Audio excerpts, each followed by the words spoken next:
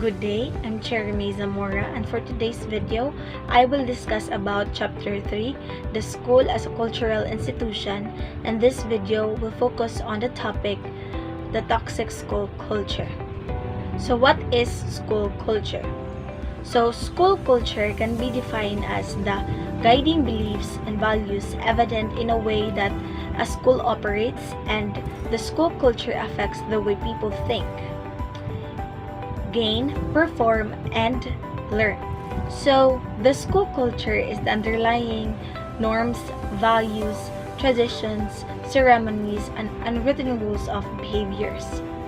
The school culture is built over time as educators see the problems and deal with the changes and success and failure of the school. The culture of the school evolve and improve the problems they have encountered. Most of the time, it will have positive effect, but not all schools adapt and improve their ways of teaching and dealing with negative effects and problems that is happening to its school staff and the interaction with the teacher and the students. So it means that every school is unique in their own way, and their uniqueness commonly originates on how they impose different culture and inside and out their school premises. What is toxic school culture? So schools that have toxic culture lacks a mission, vision, and they value laziness and apathy. Also appreciate separateness, exclusivity, and have negative peer relationship. And these schools focus on failures and completely stay in the face.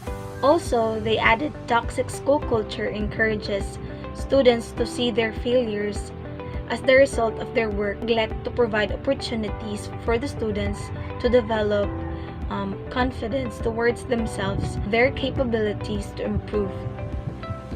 And according to Peterson, educators believe that students' success is based upon students' level of concern, attentiveness, prior knowledge, and willingness to comply with the demands of the school, and they articulate that belief in overt and covert ways.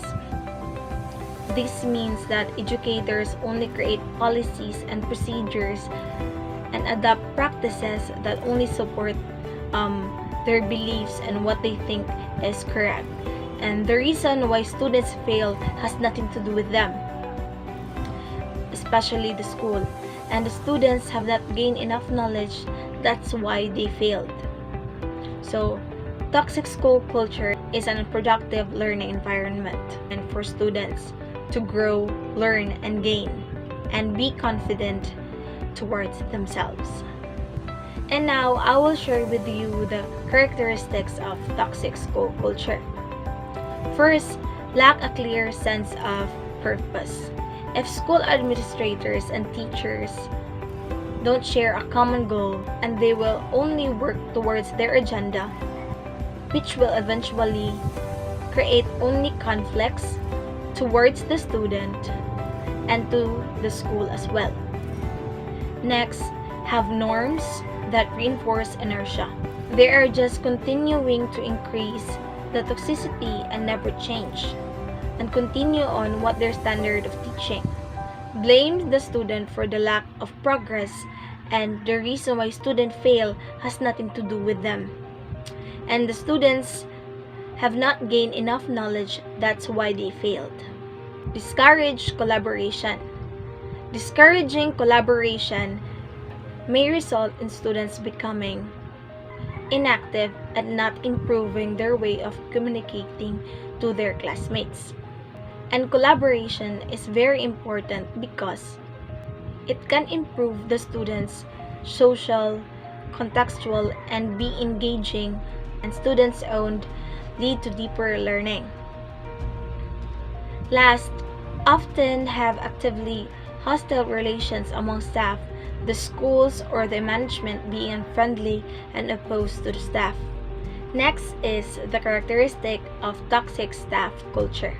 First is they view students as the problem and part of negative subculture that are hostile and critical of change. They believe that they're doing their best and rarely share ideas. Next, they share stories that are often negative, discouraging, demoralizing, and lastly, complain, criticize, and distrust new ideas. So the staff of the school is not only teaching students to not believe in themselves, and also they're imposing the students to learn on their own and gain enough knowledge for them to be passed and accomplish things. Peterson tells education world to begin with, the staff must assess the underlying norms and values of the culture and then, as a group activity, work to change them to have a positive, supportive culture. So how does school deals with toxicity?